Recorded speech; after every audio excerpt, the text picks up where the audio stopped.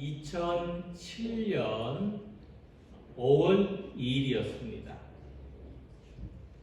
서울 지하철 2호선 강남역 6번 출구에서 수염을 덥수룩하게 기른 한 남자가 낡은 청바지 그리고 셔츠 차림으로 바이올린 연주를 했습니다.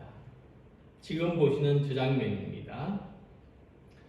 그의 앞에는 1,000원짜리 몇 장, 동전 몇 개가 던져진 빈 박스가 있었지만 이 지금 연주자는 우리나라에서 활동하는 중견 바이올리스트 중에 한 사람인 피호영 씨입니다.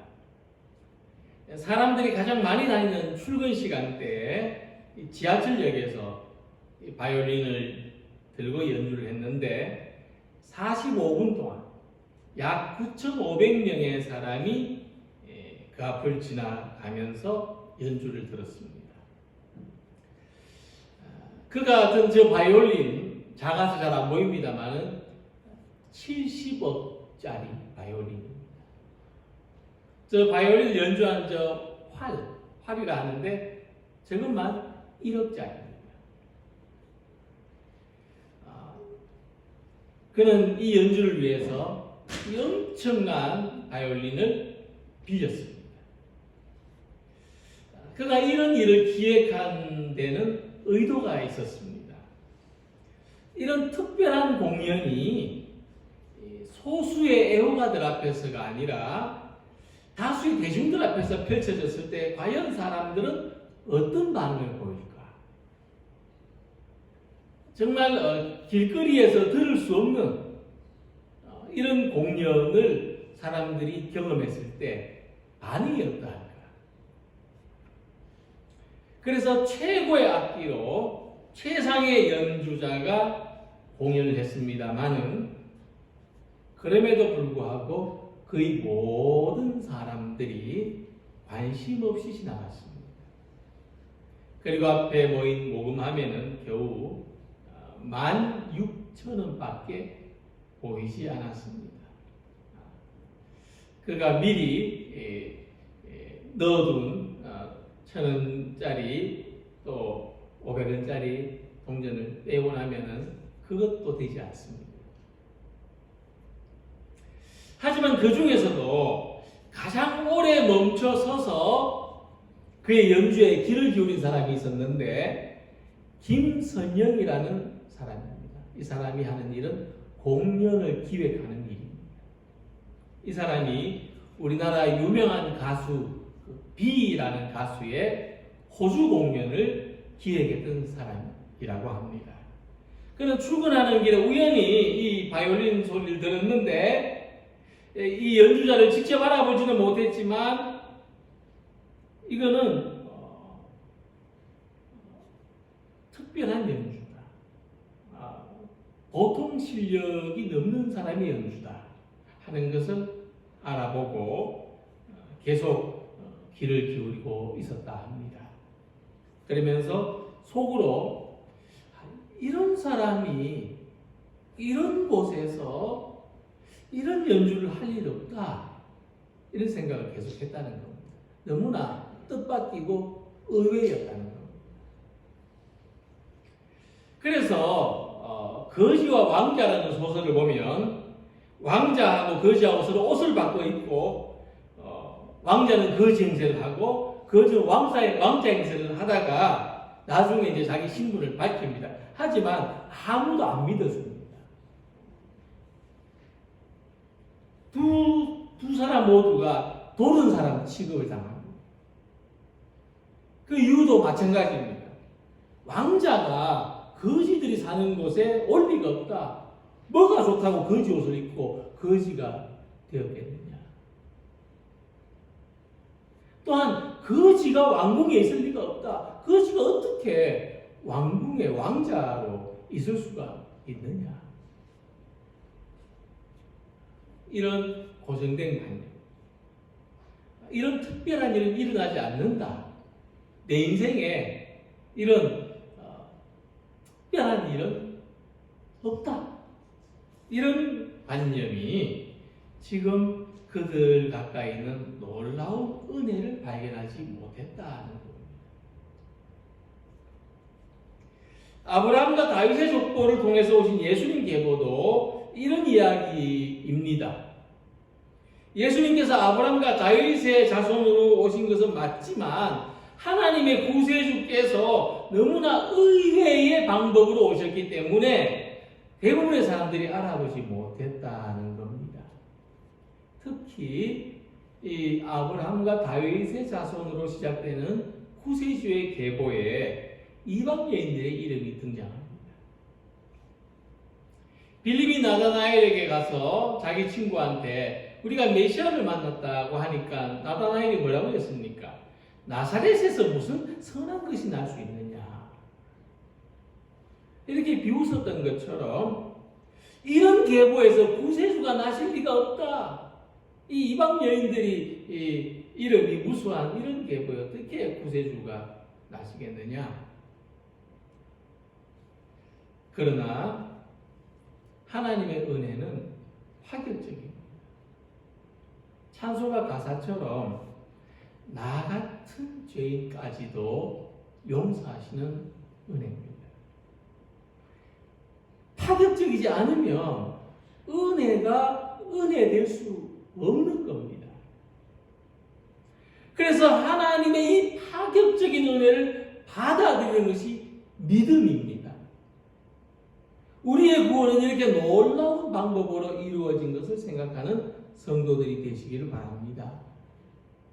그러면 하나님께서 왜 이와 같은 파격적인 참 듣도 보도 못한 방법으로 우리를 구원하기로 하셨는지 함께 생각해 보면서 은혜를 나누고자 합니다. 먼저 하나님의 구원은 오히려 어둠 속에서 밝아온다는 사실입니다. 본문 17절에서 주목할 것은 14대라는 이 세대의 수를 계산하는 것입니다. 아브라함부터 다윗까지 14대, 다윗부터 바벨론으로 사로잡혀갈 때까지 14대, 바벨론에서 부터 예수 그리스도까지 14대. 이렇게 예수님의 계보를 계산할 때 14대씩 3번 나누어 계산하고 있습니다. 그 당시에는 아라비아 숫자가 쓰이지 않았기 때문에 그래도 숫자는 사용했을 거 아닙니까? 우리 좀 1, 2, 3, 4 이렇게 표기는 안 했지만 그 숫자를 어떻게 사용했냐 하면은 사람 이름의 획수를 가지고 숫자를 사용했어요. 그래서 이 공교롭게도 이 다윗이라는 이름의 획수를 숫자로 세면 14입니다. 왜 주역에 보면은 우리 이름이 가진 한자 획수를 가지고 운세를 따지지 않습니까? 이처럼 예수님의 계보를 이 획수로 14대씩 따라한 것은 예수님이 우리 동양식 표현하면 특별한 운세를 타고나신 분인 거예요. 정말 하늘이 보낸 귀인인 거죠. 바로 다윗의 족보를 따라서 세상에 오신 분이라는 겁니다. 이 다윗의 족보가 이게 엄청난 거죠. 이게 끊어지지 않는 족보라는 겁니다. 역사적으로 보면요, 이 다윗 왕조는 이미 끝났죠. 바벨론 포로될 때 끝났습니다. 우리나라도 이 조선시대 이 왕조 500년이 언제 끝납니까? 고종 황제의 아들 순종 때 끝납니다. 27대 왕이죠. 그때가 언제냐? 언제 끝났냐? 한일 합방되던 때 끝납니다. 그 이후로 우리는 왕조 계산을 하지 않습니다. 국권을 잃으면 왕의 계보도 끝나는 겁니다. 그래서 이미 세상을 다스리는 왕은 이제 다른 계보를 가진 사람들이죠. 누가복음에서 이렇게 말하고 있습니다. 그때에 가이사 아우구스도가 영을 내려 천하로 다 꼬적하라 했다. 그러니까 예수님 시대를 다스리던 왕은 로마 황제의 계보를 가진 가이사 아우구스도입니다. 그리고 유대 지방은 헤롯 왕조의 계보가 이어져 갑니다. 그 일대가 헤롯 대왕, 예수님 탄생하실 때 헤롯 대왕이 유대 지방을 다스리고 있었습니다. 그래서 이 바벨론 포로부터 바벨론 포로 해방까지 14대 줬고, 그리고 바벨론 포로 해방부터 예수님까지 14대 줬고, 역사적으로 더 이상 다윗 왕의 계보가 아닙니다. 그런데도 계속해서 이 다윗 왕의 계보를 세고 있었다는 거죠.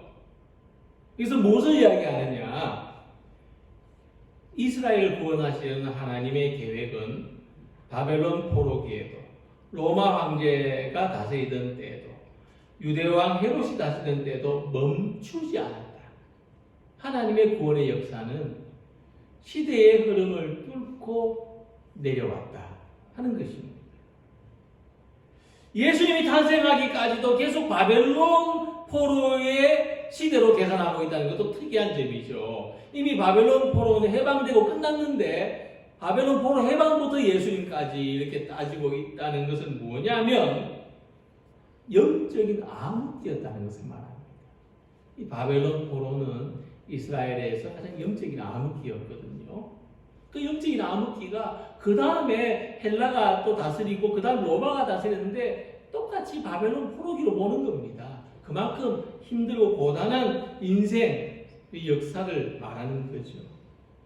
그러나 예수님께서는 이 어두운 세상을 구원하실 새로운 왕으로 나셨다. 우리에게 새로운 왕이 나셨다. 그것을 말씀해 주고 있습니다. 그래서 예수님의 탄생을 경배하러 온 동방의 박사들이 누굴 찾아왔다고 합니까? 왕을 찾아왔다고 하죠. 유대인의 왕으로 나신 이가 어디 계시냐? 왕을 찾아왔습니다.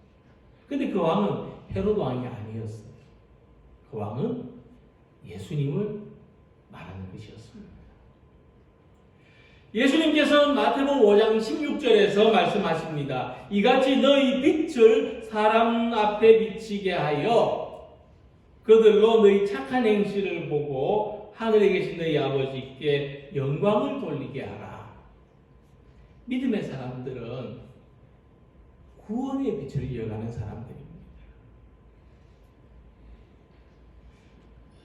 올림픽 할 때 이 성화가 그리스에서 이 체화가 되어서 계속 전달되죠. 그래서 우리나라에 오면은 저 밑에서부터 서울까지 사람들이 달려가지고 이 성화를 전달해주고 또 달려가 전달해주고 이랬습니다. 근데 좀 그래도 지역에서 좀 유명하다는 사람들은 그 성화 주자가 되어 보려고 거기에 신청도 하고 그러기도 했습니다. 근데 우리들은 어떤 사람이냐? 이 빛을 이어가는 사람들이라는 겁니다. 이 빛을 들고 달려가는 사람들입니다. 우리는 왕으로 오신 예수님의 계보를 이어가는 사람들. 우리 삶이고 예수님의 계보를 잇는 삶입니다. 우리가 빛을 잃으면 무엇으로 세상을 밝게 하겠습니까? 그래서 이 믿음의 계보는 오늘 우리들을 통해서 이어져 가야 됩니다. 이 믿음의 빛을 꺼뜨리지 말고 잘 살려가야 됩니다. 그리고 할 수 있으면 더 많은 사람들에게 전달해야 됩니다. 그것은 혈육의 계보로 이어지는 것이 아니라 믿음의 계보로 이어지는 것입니다. 그래서 이 세상의 빛이 되는 우리의 삶을 통해서 구원의 계보가 이어지기를 소망합니다. 우리가 가진 예수님의 빛으로 어두운 세상을 비추는 우리들이 되시기를 소망합니다.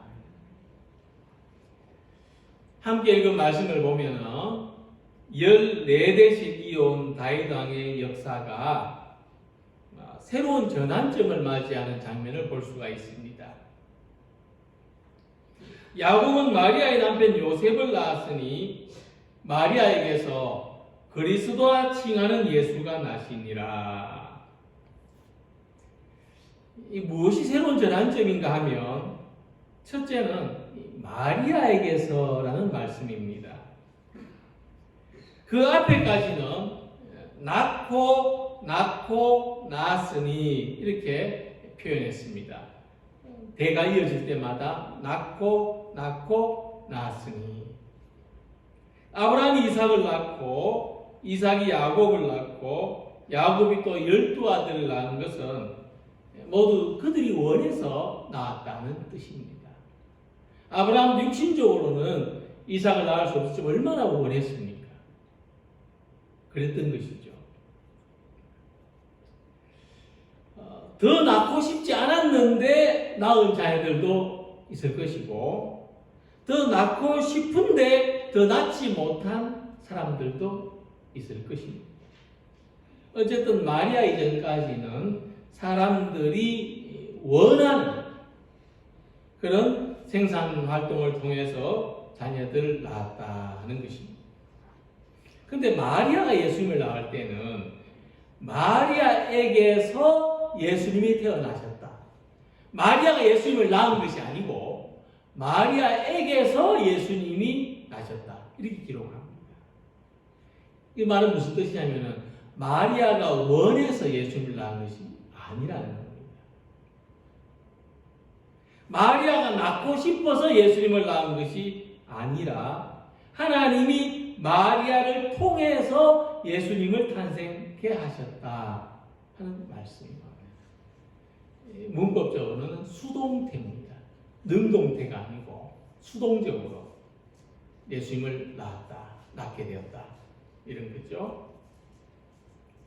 이게 무슨 말이냐면은 예수님은 사람의 뜻으로 사람이 낳을 수 있는 존재가 아니라는 겁니다. 예수님은 사람의 뜻으로 낳을 수 있는 분이 아닙니다.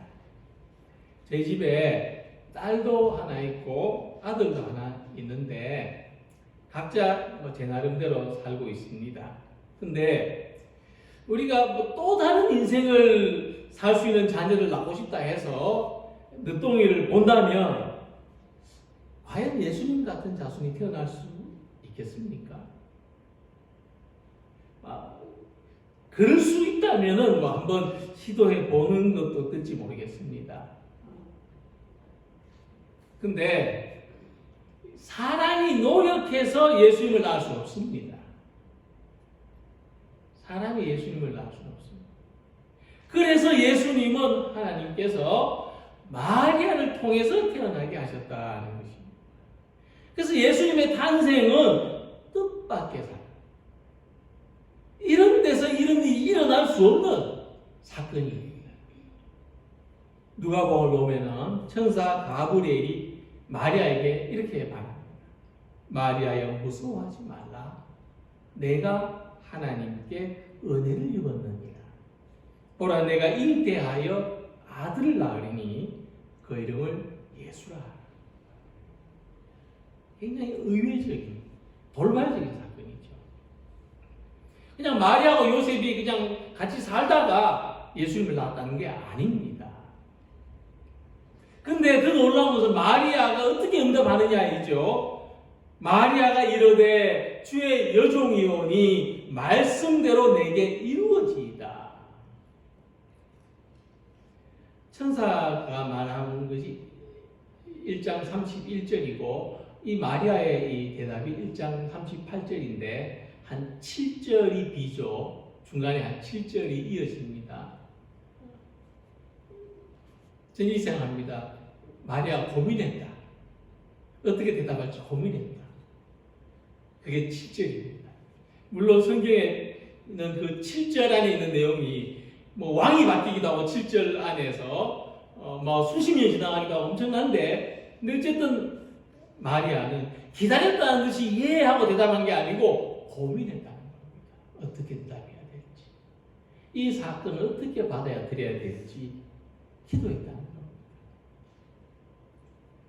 그러나 마리아는 자신을 통해서 구세주가 탄생하시는 이 두렵고 떨리는 일을 여종의 마음, 여종이 절대적으로 주인에게 순종할 수밖에 없는 그런 마음으로 받아들였다는 겁니다. 그러니까 하나님의 계획도 놀랍지만은 마리아가 하나님의 말씀에 순종하는 믿음이 더 결정적인 역할을 한 것입니다. 그래서 본문에 말씀합니다. 마리아에게서 그리스도라 칭하는 예수가 나시니라. 마리아의 순종은 그의 삶에도 너무나 복된 결과가 된 것입니다. 성 프란치스코가 중세 성인이죠. 프란치스코 수도회를 세운 분입니다. 이 성 프란치스코가 이 부패한 중세 교회를 개혁할 수 있는 큰 계기가 있었습니다. 어느 날 그가 이 작고 흐름한 교회에서 기도하는 중에 하나님의 음성을 듣습니다. 귀로 들었는지 마음의 감동으로 들었는지 모릅니다만 우리가 하나님의 음성을 깨닫는 방식과 같았을 겁니다. 어떤 음성을 들었느냐? 나의 교회를 일으켜 세우라. 그 음성을 듣습니다. 기도하는데 나의 교회를 일으켜 세우라. 프란치스코는 이 음성을 잘못 들은 게 아니고 헛것을 들은 게 아니고 하나님이 자기에게 주신 말씀으로 받아들였습니다. 그리고 그 음성에 순종했습니다. 예수님의 제자들이 예수님을 따르기 위해서 배와 그물과 자기 아버지까지 포기하고 따랐던 것처럼 그도 똑같이 그 아버지가 요즘을 하면 재벌입니다. 다 포기하고 나중에 보면 법정에서 소까지 다 벌써 아버지한테 주고 아버지가 소송을 걸거든 아들한테. 내가 이만큼 이렇게 키웠는데 얘가 지금 주님 일을 한다고 하니까 손해배상을 청구하겠다. 그리고 그러니까 소까지 다 벌써 아버지 주고 그는 출가를 합니다. 그래서 예수님을 따르는 청빈의 삶을 삽니다. 그 당시 많은 사람들을 모아서 같이 예배하고 말씀 읽고 기도하고 함께 생활합니다. 그래서 운동이 그 모습이 중세교회를 개혁하는데 크게 이바지하고 다시 신앙의 본질을 세우는 그런 역사를 이루어냅니다. 무슨 말씀이냐면 우리에게 들려오는 하나님의 말씀은 우리 응답을 요구합니다. 오늘 말씀을 들었는데 내게 응답을 요구하는 도전이 없다면 말씀을 들은 게 아닙니다. 우리가 듣는 이 말씀은 반드시 우리에게 응답을 요구합니다. 그러면 그 음성을 듣고 그 음성에 응답하는 사람이 되어야 하는 것입니다. 물론 그 응답은 무조건 헌신하라 이런 것과는 다릅니다. 하나님 내한테 말해 오시는 겁니다. 내가 대답하기를 바라시는 겁니다. 그래서 우리가 살아가는 자리에서 하나님의 음성을 듣는 사람이 되기를 소망합니다. 그리고 내가 원해서가 아니라 하나님이 원하시기 때문에 말씀대로 순종하는 우리들이 되기를 소망합니다. 그래서 그 시대에 이 세상을 구원하는 역사가 오늘 이 시대에 바로 하나님의 말씀을 듣는 우리들의 응답과 순종을 통해서 이루어지기를 소망합니다. 오늘도 하나님의 말씀을 듣고 응답하는 우리의 삶이 되시기를 소망합니다. 예수님이 탄생하시는데 결정적인 역할을 했던 사람이 그 아브라함과 다윗의 후손 요셉과 마리아인데 그들은 어떤 지위나 권세가 있는 사람이 아니었습니다. 그런 다윗의 가문에서도 이름 없고 낮고 작은 사람들에 불과했습니다. 그러나 하나님은 세상을 구원하시는 일에 이들을 사용하셨습니다. 그래서 교회도 이 세상도 이 반드시 큰 사람이라야 크고 귀한 일을 할 수 있는 것이 아닙니다. 그 사람이 어떤 삶의 방향을 가지느냐가 더 중요합니다. 그래서 큰 사람이 잘못하면 크게 망칠 수도 있습니다. 그러므로 비록 낮고 작지만 자기를 위해서 사는 것이 아니라 하나님을 기쁘시게 세상을 유익하게 하려는 사람들을 통해서 귀한 일들이 이루어지는 겁니다. 이 시대에도 하나님은 우리들처럼 낮고 작은 사람들을 사용하셔서 구원의 큰 역사를 이루어 가신다는 기대와 소망을 가지고 살아가시기 바랍니다. 우리가 예수님을 믿는 것은 이미 우리가 구원의 큰 강물 안에 들어와 있다는 것입니다. 하나님은 우리를 통해서 세상을 구원하시고 이웃들에게 희망을 주시고 교회를 새롭게 하시고 서로를 복되게 하신 역사를 이루고자 원하십니다. 낮고 작은 나를 통해서 성도들의 마음이 위로받고 새 힘을 얻고 하나님의 영광을 찬양하는 복된 일에 쓰임 받기를 소망하시기 바랍니다. 어쩌면 요셉과 마리아에게는 다른 소망이 있었는지 모릅니다. 그냥 사소하게 청약 적금 넣고 아파트 좋은 데 당첨되기를 바라는 어떤 그런 소시민적인 삶을 살아갔는지도 모릅니다. 나 한 사람 편안하게 사는 뭐 최고지 그랬는지도 모릅니다. 하지만 우리가 그 시대를 살던 사람들한테 소망이 있다면 어떤 것이었을까? 그들은 그 어두운 그 세상 속에서 어떤 복을 누릴 수 있었을까? 이렇게 생각해 본다면은 답은 없습니다. 그냥 소망을 가지는 것은 자유지만은 그럼에도 불구하고 참 그들이 복되게 살기는 어려웠을 거다 이런 생각입니다. 그래서 하나님께는 더 큰 뜻이 있었습니다. 하나님은 요셉과 마리아처럼 낮고 작은 사람을 통해서 더 큰 구원의 역사, 가이사 아구스토가 하지 못했던 일, 헤롯 대왕이 하지 못했던 일을 하나님은 요셉과 마리아를 통해서 하시는 겁니다.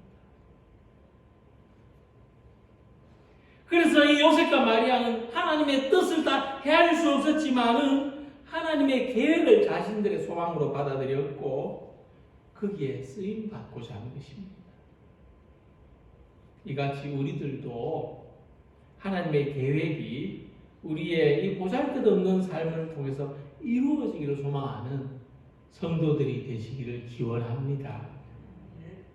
오늘도 하나님은 기꺼이 그런 사람을 찾으십니다. 바로 그 사람들이 우리 가운데서 나오면 좋겠습니다. 우리 모두가 소망할 진정한 복은 이 마리아처럼 우리가 주님께 쓰임받는 사람, 영원히 복된 이름으로 기억되는 사람, 우리 인생이 단 한 줄로 기록되지만 참 믿음으로 복된 사람이라고 남는 우리들이 되기를 소망합니다. 우리의 구세주신 예수님께서 오히려 작고 낮은 사람들을 통해서 세상에 오셨기 때문에 그래서 요셉과 마리아는 복 있는 사람이 될 수가 있었습니다. 그렇다면 우리들도 요셉과 마리아처럼 복 있는 사람이 될 줄로 믿으시기 바랍니다. 오늘도 우리를 통해서 예수님이 드러나신다면 정말 우리 교회, 우리 성도들은 복 있는 교회, 복 있는 사람이라 칭함을 받게 될 것입니다. 이 어둠의 시대에도 구원의 빛을 전하는 사람, 이 믿음의 빛을 잘 간수하고 살아가는 사람, 하나님의 말씀을 들을 때 나의 작은 순종을 통해서 쓰임 받고자 하는 사람, 하나님께서 그 선하신 뜻대로 쓰시는 주님의 일꾼들이 다 되시기를 주님의 이름으로 기원합니다.